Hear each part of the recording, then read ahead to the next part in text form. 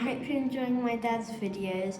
Make sure to share this video with family and friends, like and subscribe, and turn on post notifications so you get notified for all my dad's new videos. My social media will be tagged down below so you can follow it. And just remember, Jesus loves you.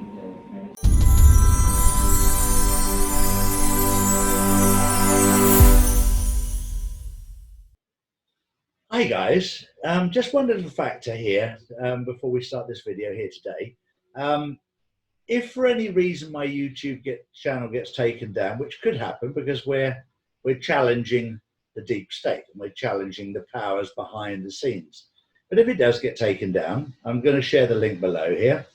We have a website, drcharlieward.co.uk, and you can subscribe on there to our updates and our newsletters, etc., that are being produced by Lee Hemington.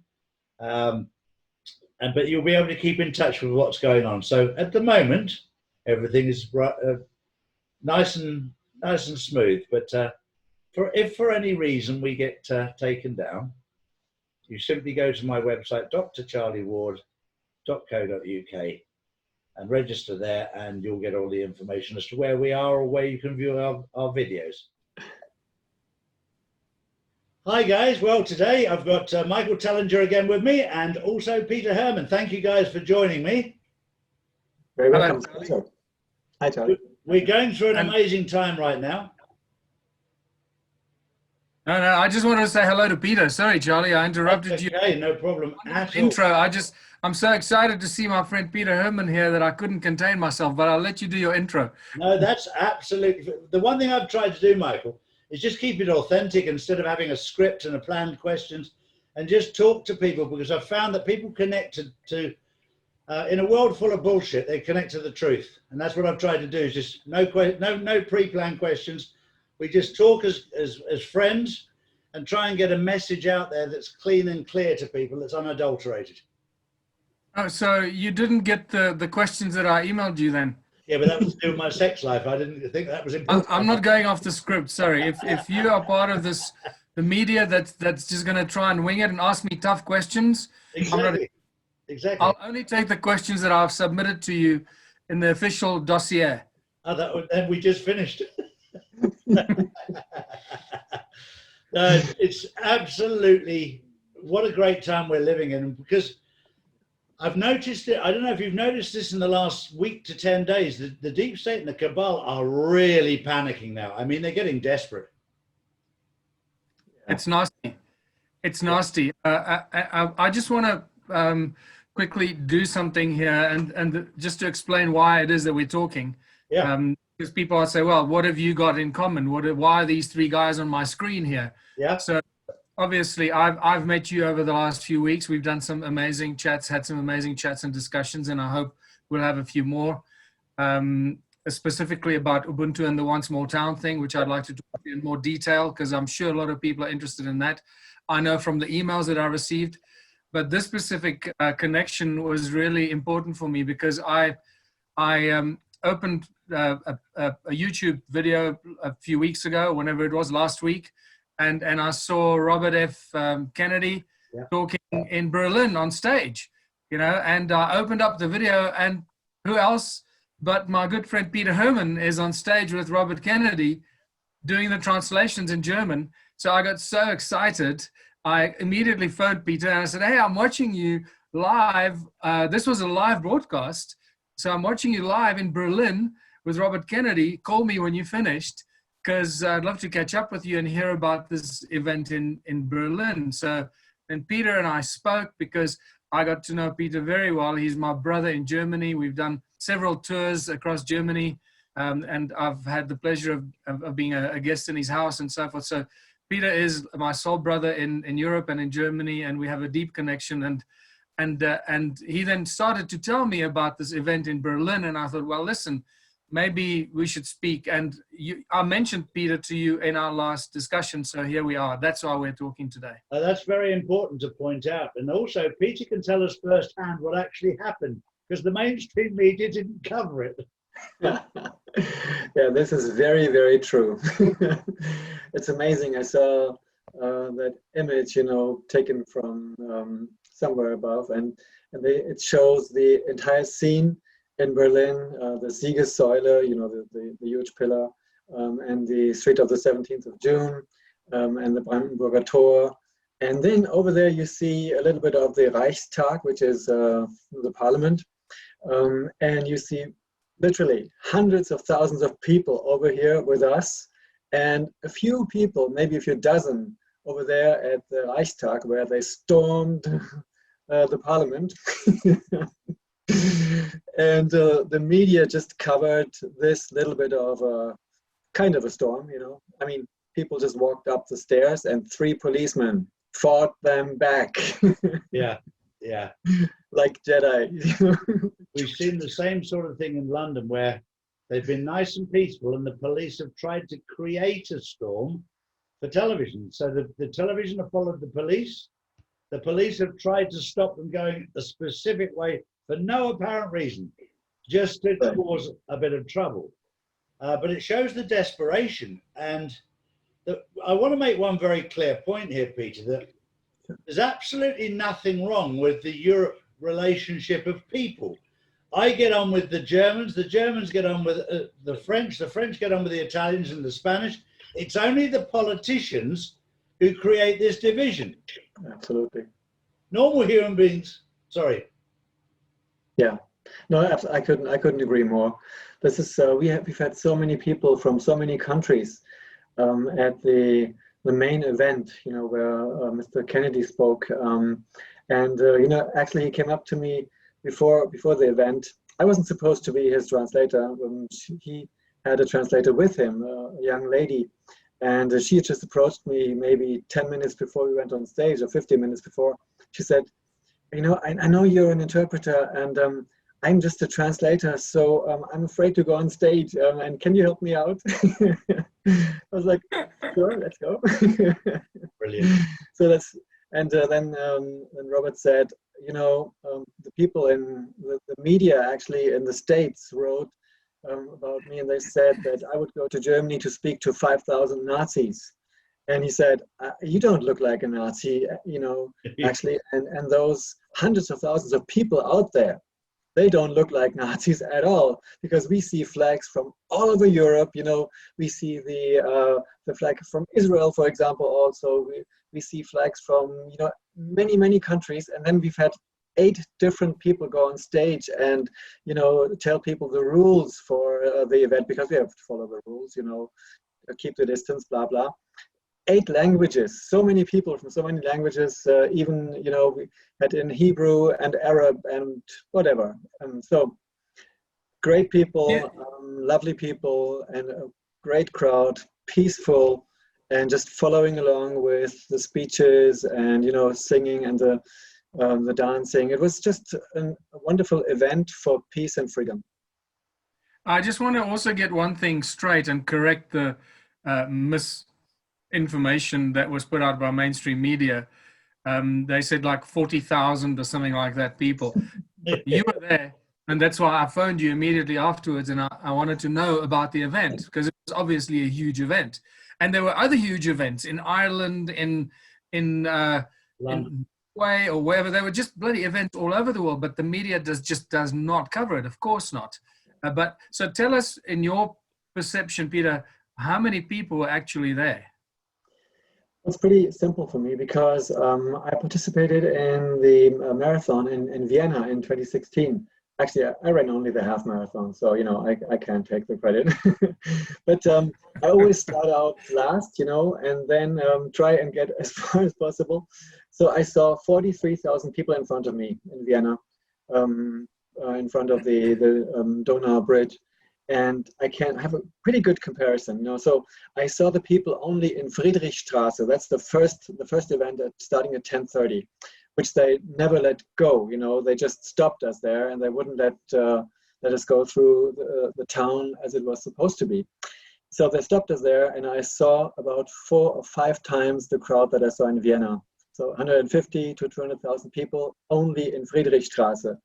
And then, you know, it's a long road, long street.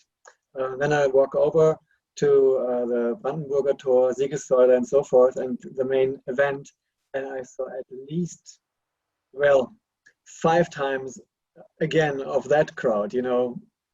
It was probably much more than 1 million people there, because you can only see from above. You see the streets, all the streets, and you don't see the people gathered underneath the trees and the parks everywhere.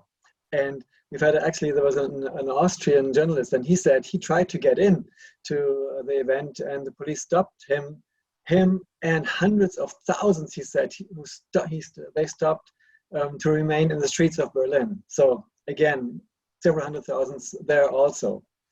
Maybe 1.5, 2 million people, maybe more than that.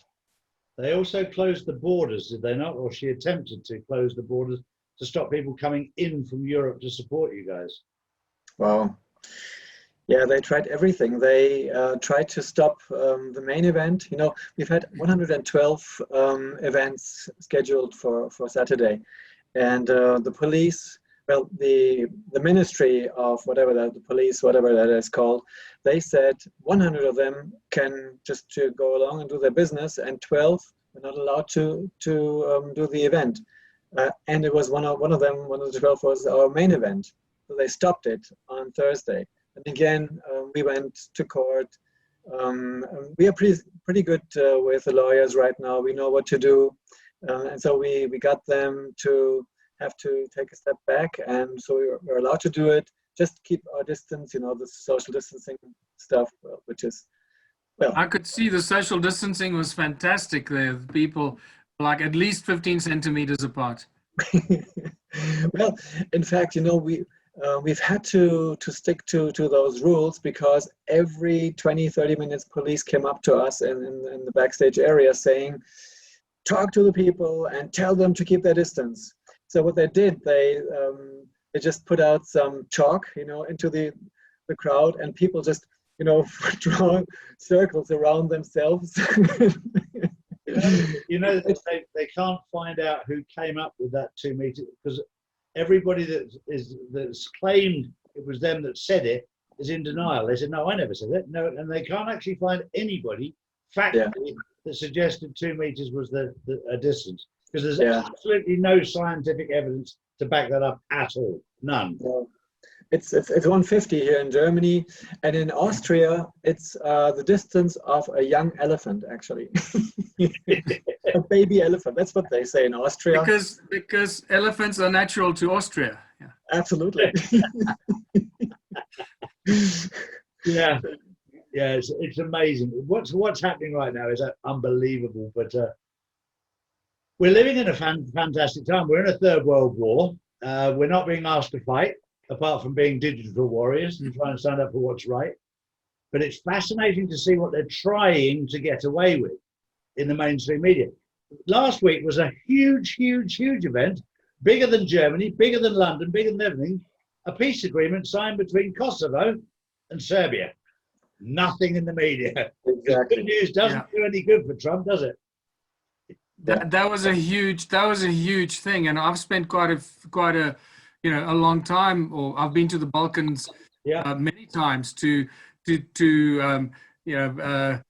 Sarajevo, to Slovenia, to Montenegro, the old Yugoslavia. I mean, what an incredible country that was. It was such a powerful country. What people don't realize, and my friend Sam Osmanagic, who I'm actually going to speak to right after this chat we have, I'm doing a call with Sam Osmanagic about the Bosnian pyramids.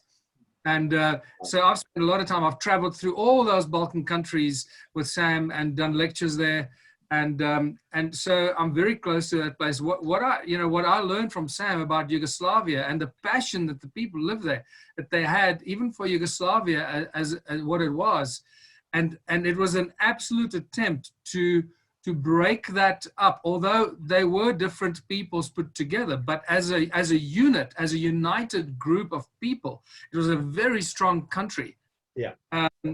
And I've learned so much from Sam about Yugoslavia and how powerful they were. And I suspect that Yugoslavia may have become a huge threat to the global cabal because of their power. The strength of the people there, and as a united force in Europe, in that part of the world, they would have been a very powerful unit, and they had to break it up. And that terrible war that they started, was in 1992. It was absolutely despicable how the rest of the world just watched and they did nothing. Now look at what Trump is doing. Trump is doing exactly the opposite. He's making peace and bringing peace and bridging all these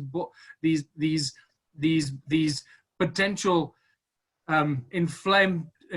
potentially igniting conflicts that are gone.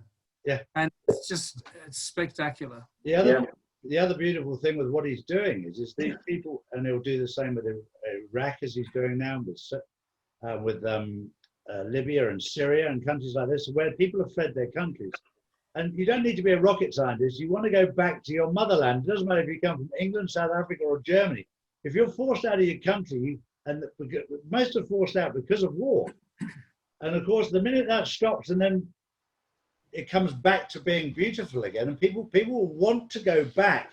So all this mass exodus that's been happening will suddenly be reversed, and people will be heading back to their countries to rebuild their countries, knowing that the war is over. Yeah. Well, before I say my next sentence, I want to come back to Michael quickly, saying the nations of Europe didn't do anything in the 1990s.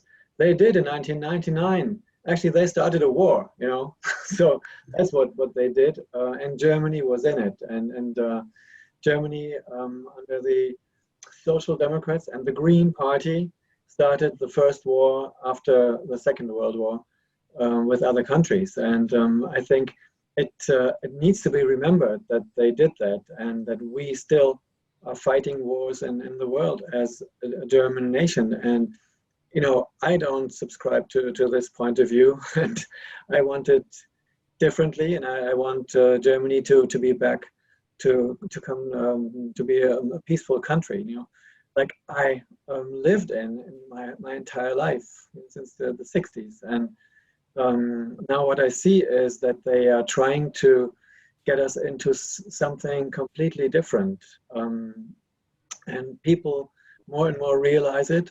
And this event in Berlin was definitely something that the cabal did not like at all. And like you said, Charlie, in the beginning, they are panicking, they are freaking out, and they are actually rowing back. You know, we can see the Minister for Health and Health Services, Jens Spahn in Germany, and he's saying, well, if we would have known what we know now back in April and May, we would have acted differently. Well, they could have known, you know, they would have listened to the French studies, to the German study, actually, the Heinsberg study, and to Professor Ioannidis from Stanford University. They just didn't listen to those people. Yeah, they could have listened to thousands of independent scientists, doctors, healers, researchers, virologists, molecular biologists. They could have listened to thousands of independent scientists, brilliant people. But of course, so we all know this is a hoax that was driven by the United Nations and the world, especially the World Health Organization, is the enforcer of the agenda. So it's very obvious, and we see it in South Africa. It's actually ridiculous where we've had. I don't know whether it's a few hundred or a few thousand independent scientists that have presented scientific arguments against everything that the government has done, especially the mask wearing and that absolute rubbish, which is actually, it is far more dangerous to wear a mask than any benefits that you might get from it. But obviously the governments will not listen to it because they take their orders from a different puppet master. So it becomes obvious. So for anyone that's listening to this, you know, just understand that the governments are not listening to their people. They're taking orders from a high authority, a different authority, that not the people that vote them into power. And that's just something that needs to be repeated all the time. And to come back to what Charlie said right at the beginning, is that people don't want to go to war. And I've been saying this for many years in the Ubuntu movement and the one small town model and creating a new beautiful utopian future for everyone. People don't want to go to war. People all want the same thing. Everybody wants to live a beautiful life, be happy, have enough for their family, be loved and respected by their family and their community, be able to exercise and practice their natural talents and their skills and their born talents. And nobody wants to fight and go to war and climb over the fence to kill somebody. Why? If you have if you're happy and if you have what you need, that's not human nature. And that's a subject that we could talk about as well, because people often say, oh, human nature is to be violent and to want to conquer and all that. That's absolute nonsense. That is the last thing. That is the antithesis of human nature. Human nature is to be creative, is to create. We are, after all, part of creation. We are the most beautiful manifestation and aspect of creation. So we are creators ourselves. That's all we want to do. Since we come into this world as little tiny babies, the first thing we do as little babies is to create. We create, we make noises, we make things with our fingers, and we make sounds and blow bubbles, and we draw when we can start drawing. And we want to create from the first breath we take. We are creators ourselves. Yeah. So human nature is to create and to be loved and to love others, not to go to war. It's the same with, like, I've said the whole journey about religion. It's divisive. It's created to divide people. Whereas if you have faith and you have a spiritual side, then the very interesting thing of what's happening right now is the first countries he's brought together is UAE and Israel, Jewish and Muslim. And then you suddenly got Serbia and Kosovo. Again, you've got the divide of Muslim and Christian, but brought together. And it's very interesting how he started there. And you look at it and go, why?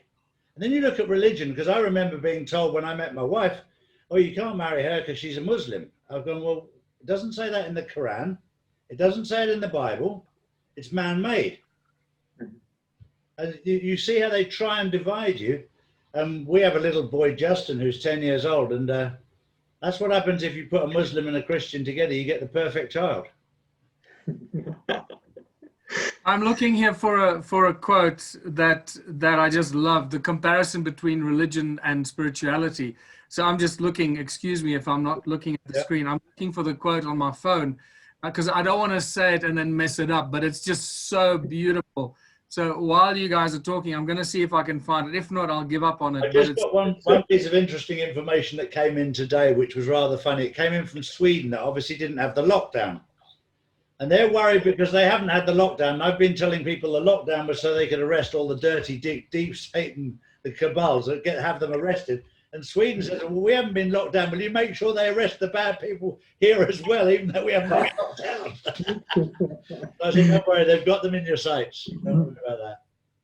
Peter, what I wanted to ask you is, just can you tell us, especially for those that are not aware, how did this German event, this huge Berlin event come about? Who organized it? What was your role in it and participation? How did it come about? Because people might take inspiration from that. Yeah, thank you.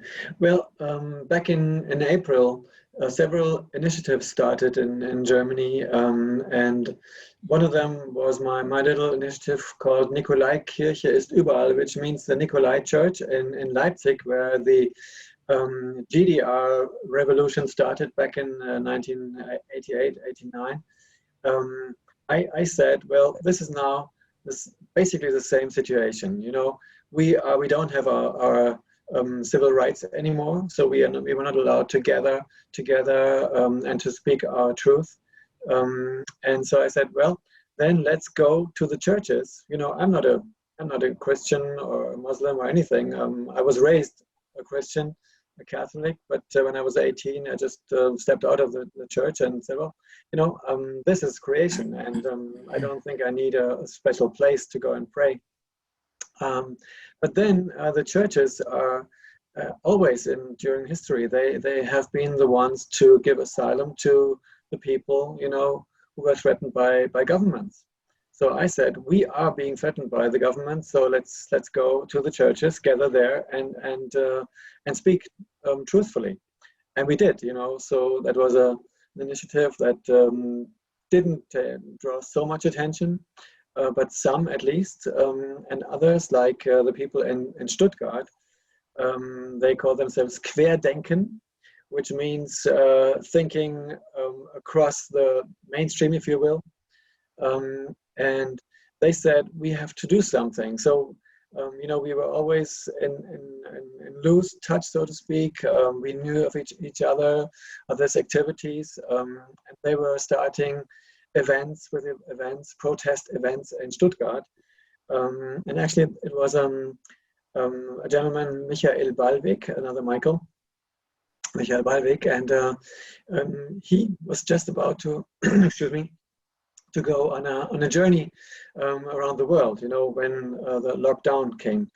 So he said, well, if this is our future, I'd rather spend my money for to help the people to get their freedoms back, rather than go on a journey, which I can't do anyway right now, and maybe I never can anymore in my life. So they started there, I started here, other people started somewhere else.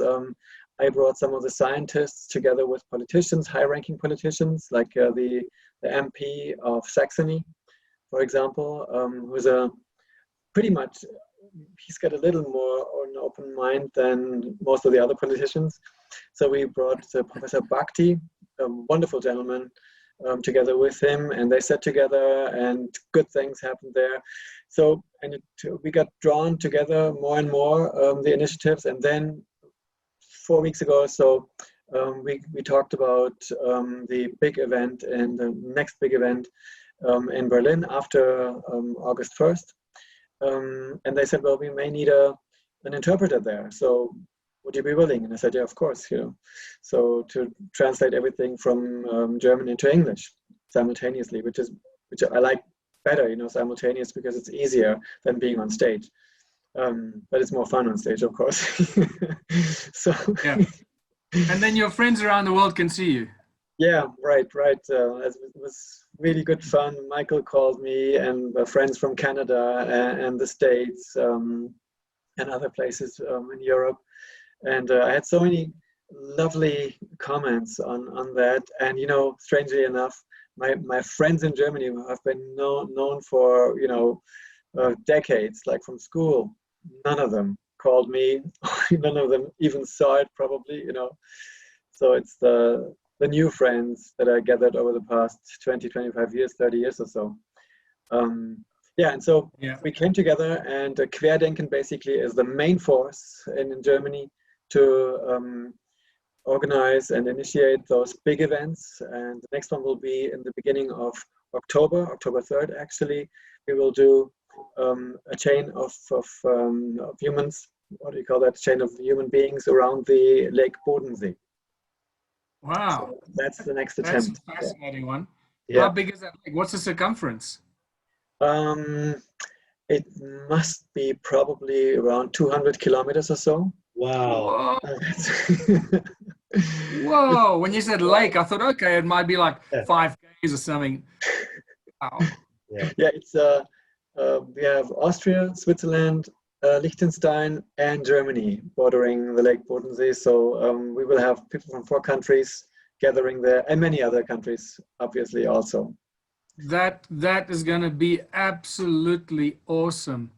See, this stuff really, I think it's so inspiring and inspirational for people to see around the world. And unfortunately, unless you live in Europe or you're part of that community, and independent media cover it and distribute it and share it and broadcast it, nobody knows about it. So it's really important that independent media are there en masse and broadcast it, stream it live, use all the different channels, whether it's Facebook or YouTube or whatever other possible live streaming platforms there are. This needs to be seen by everybody. Yeah. So thank you, Charlie, for your work. That's really important. It's a pleasure. Look, my job is just basically to share information and gather information from other people. When I started this journey, I was given a big box which had 2 corner pieces of a puzzle and a load of pieces in the middle. And the only way I can do it with everybody's help is to try and create the picture. And sometimes you put a piece in that looks like it fits, but it's upside down. Yeah. So I need somebody else's guidance to put it the right way up.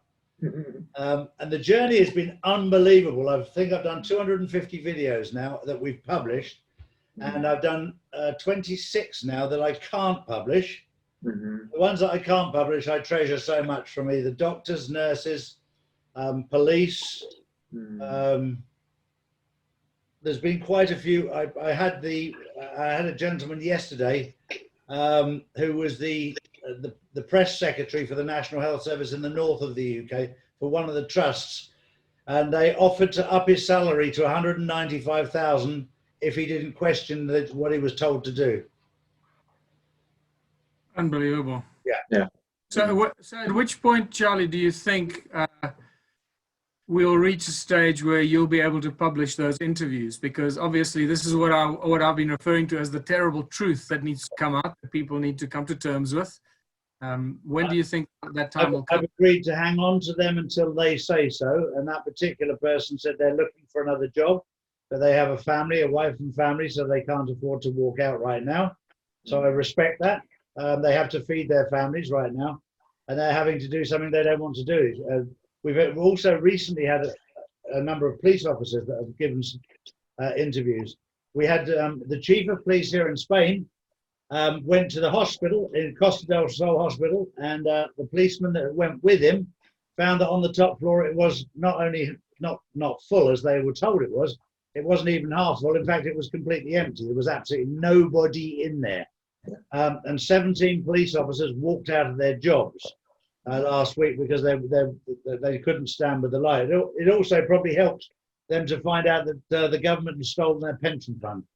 There was nothing. That's just shocking. Yeah. Well, we've had several policemen also coming out saying we can't do this anymore. And I talked to one of them in Berlin, and his wife came with him, and he went on stage again in Berlin, just telling people we can't do this anymore.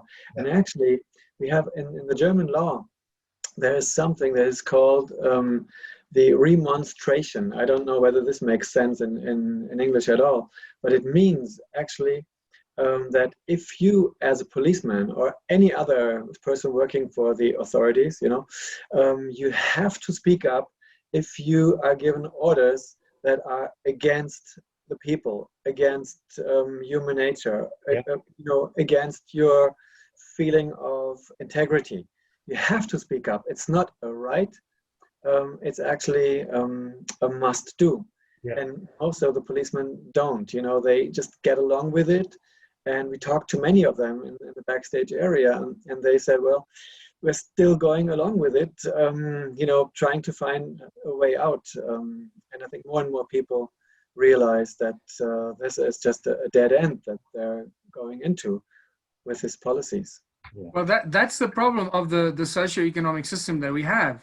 That this is the huge problem, is that people want to stand up, they want to resist, they want to oppose without getting violent. But often, 90% of the time means that you will lose your job. That means you lose your survival method. So people then think, well, how am I going to support my family? So I have to support this evil thing because I can't see myself surviving and putting bread on the table and paying rent or paying my mortgage if I go out and do what I believe is right.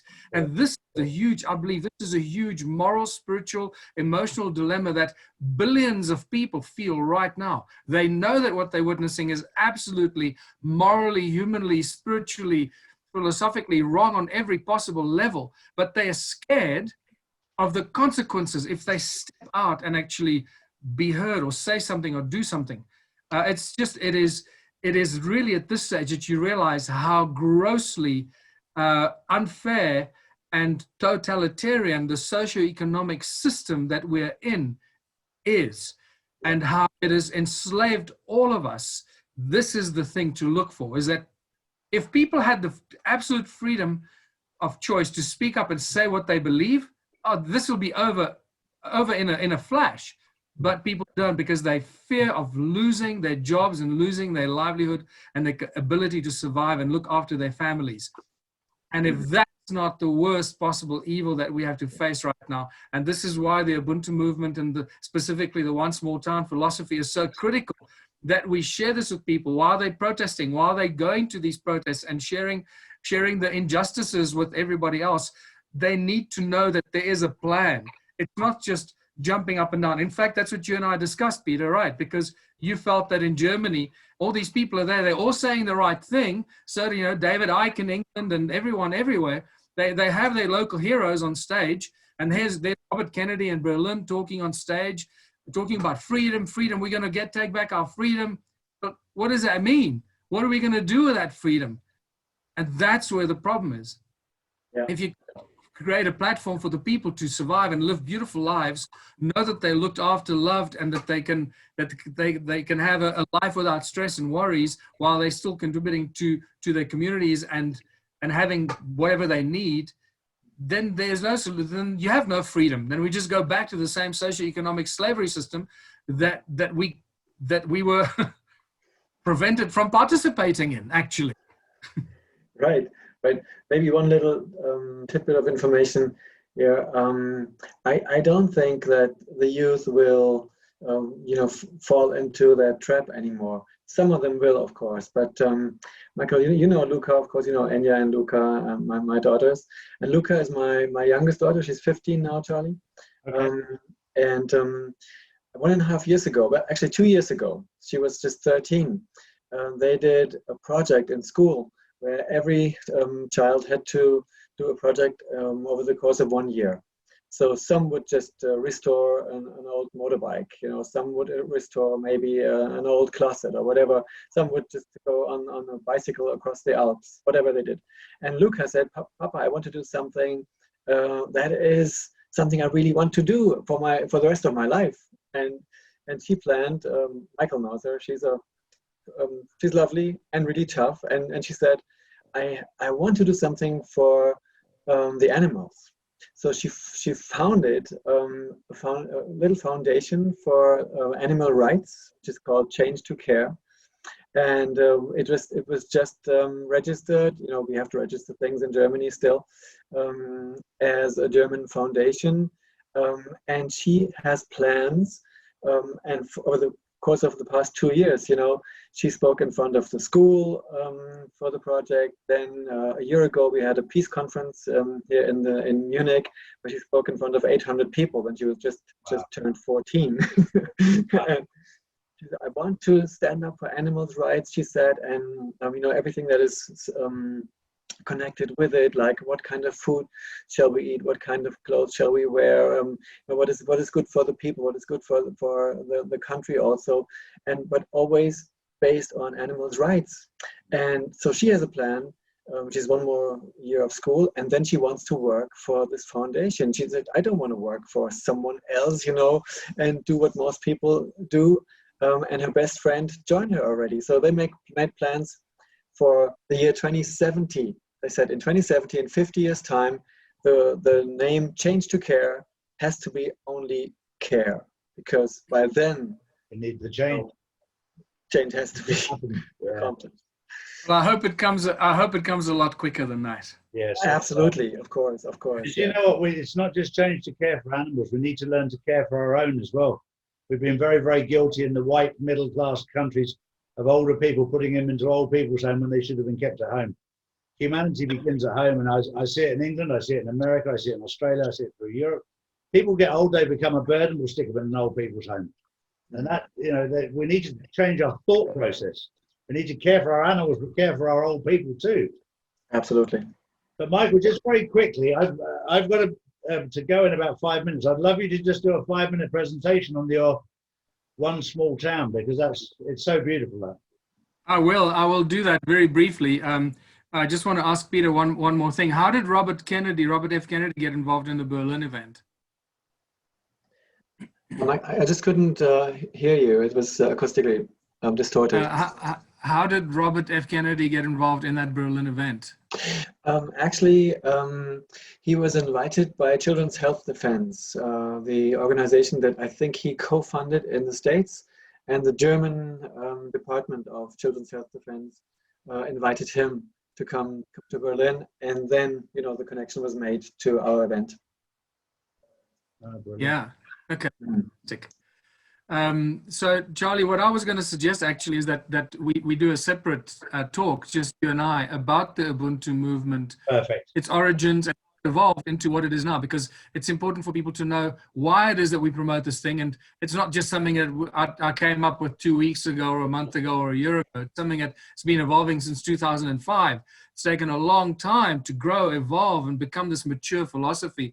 This is why I'm so confident, and so many thousands, possibly millions at this stage, of people around the world are absolutely confident that one small town will save the world and is a solution for all the problems we face. So for anyone that's interested in the one small town philosophy that you so graciously asked me to explain, I would just really ask, just go to onesmalltown.org or ubuntuplanet.org. It's the same website, and watch the videos. It's all there, and just watch as many of them as you can. And hopefully you and I can do this soon, so we can just unpack it step by step, so people get a 100% clear vision of it, that it's not some fly-by-night crazy idea. It is really so simple and so beautiful. And the most important thing I want to say about the Ubuntu Movement's One Small Town strategy is that it never opposes, resists anything. It doesn't create violence, opposition, or conflict. It is absolutely inclusive for everyone of any race, color, creed, religious, no matter who you are, where you come from, whatever town you live in. You and your community can choose to do this alone, or you can find another community that you feel you belong better in, and then implement the One Small Town strategy. And why it is so powerful is because it doesn't oppose or resist. It really takes the existing structure we have and uses what I call, we use the tools of enslavement as tools of liberation. And the number one tool of enslavement that controls everything is money. Yeah. And this is really important. A lot of people think that the Ubuntu movement wants to create these like self-sustained communities, like hippie colonies growing their food and all that. No, that's the last thing we want to do. Sure. If you're thinking like that, no. It's a very meticulously planned, evolved philosophy and a structure that takes all those things that are destroying our lives, money, corporate structure, greed, etc., etc. And we use that to actually serve the community, so that community becomes incredibly successful financially, so that the one small town becomes financially incredibly rich, successful with the businesses, the companies, the corporations, the food growing, the healthcare, everything, and starts to export the things that we do in our towns and communities. That's why it's such a powerful model to take small towns and turn them into incredibly powerful, self-sustained communities on every level of human endeavor. And on that note, I'd like to read you. I found that little quote that I told you about, the difference between religion and spirituality. So a religious person does what they are told, no matter what is right. A spiritual person does what is right, no matter what they are told. Exactly right. Awesome. A wonderful note to finish on. Yeah. Thank you very much, Peter. Wow. Thank you, Michael. Thank you, Charlie. Thank you, Michael. And I would love to come back on for another session sometime soon. Absolutely brilliant. You're more than Great. Hi, it's Justin, and I hope you're enjoying my dad's videos. Make sure to share this video with family and friends, like and subscribe, and turn on post notifications so you get notified for all my dad's new videos. My social media will be tagged down below so you can follow it. And just remember, Jesus loves you.